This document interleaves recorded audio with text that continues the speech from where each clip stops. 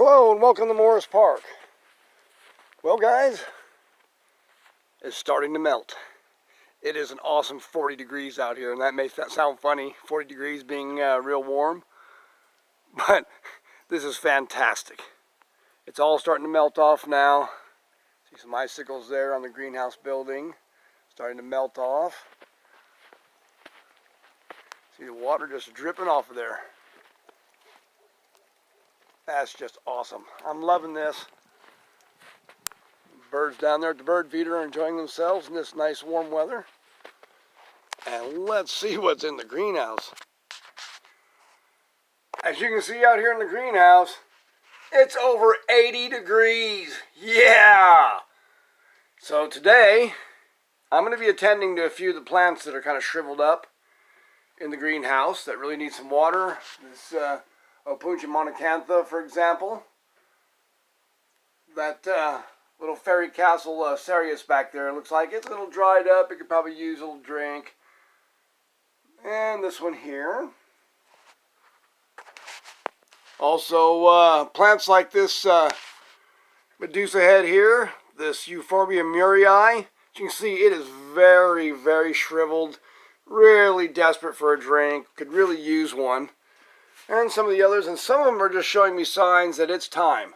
This polyacantha, Euphorbia polyacantha, you can see some little yellow buds on top there. It's starting to bloom. And there's several of these that could use a drink. The Euphorbia decarii, our spiral stitches. You can see the leaves really wrinkled up on them. They're really dried up, so they're going to get a drink too. Not everything in here is going to get one.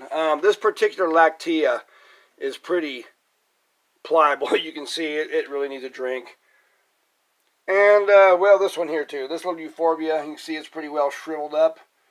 Really needs a drink. So we're going to get to just giving them a little bit of water. Not too much, though. Let's give these guys a little bit.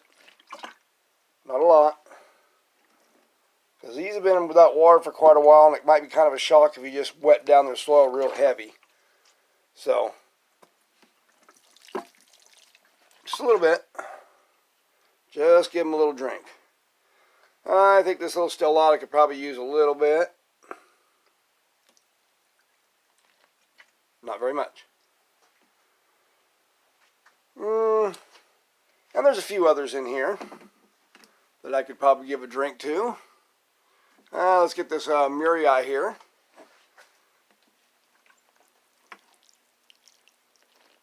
Just a little bit. And then there's another issue I'm going to be addressing in here too. I'll show you here in just a second. And when I was kind of moving things around and cleaning things, that is cactus scale. Now, this one here had already died out a while back, this Opuntia, and I plan to remove it. It died out in the fall. I'll be cutting it out. But this here is a mess. And I've already sprayed it once. And I'm going to spray it again. I'm going to use some neem oil here. And just cover these little guys down again. Try not to give them any kind of a chance. And on these cereus like this, you want to cover every little nook, cranny, everything else. Because if you don't, they hide down inside there. So it's good just to soak them down real good. And try to cover everything. Soak it down.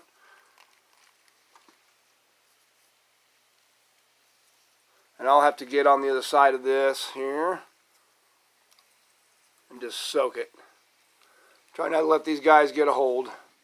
Sometimes things can get away from you in the winter time if you got a greenhouse just stuffed full and you don't see everything. So you want to do that. And I'm probably going to be going around to a few other things and taking a look at them. I've seen a little bit of mealy bugs here and there. Not too much on the mealy bugs, but just take care of that. And for right now, I should take care of that one. And I'll keep an eye on that and be looking for other things. But as I say, I'll be watering some stuff in here that's kind of shriveled up like that. Right now, it's also kind of time to kind of look over things and kind of pull things, that little weeds and stuff out, like these mother thousands here and stuff. Some of them need to probably be pulled out. It's kind of hard to get in there sometimes. We'll have to get either a forceps or something, maybe get some of them out. You can see some back there next to my Lophocerius shottii here. Incidentally, this Lophocerius here, believe it or not, is actually quite old. I got it as a tiny, tiny cutting probably 37 years ago. Now, why it's so small is the fact that I had this plant in a tiny pot for a long, long time, so I didn't want it to grow too big too fast, which it didn't.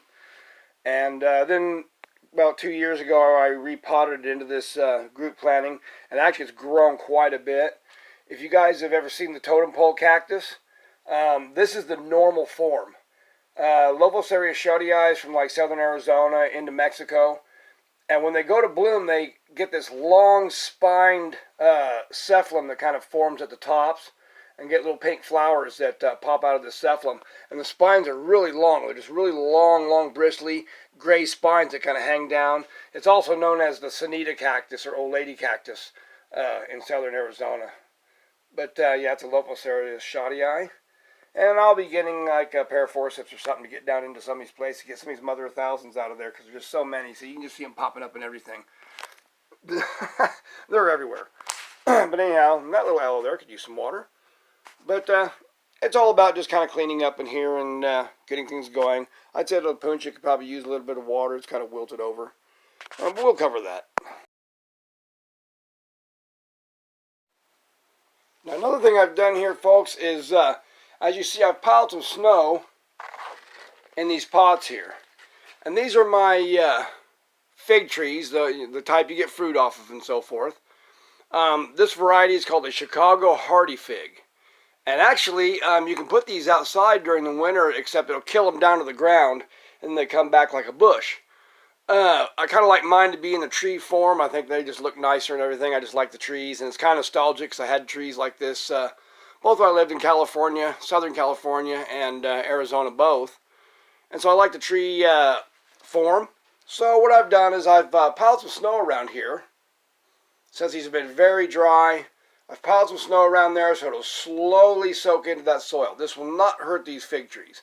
Because these fig trees are a hardy variety, this will soak in and actually do them a lot of good.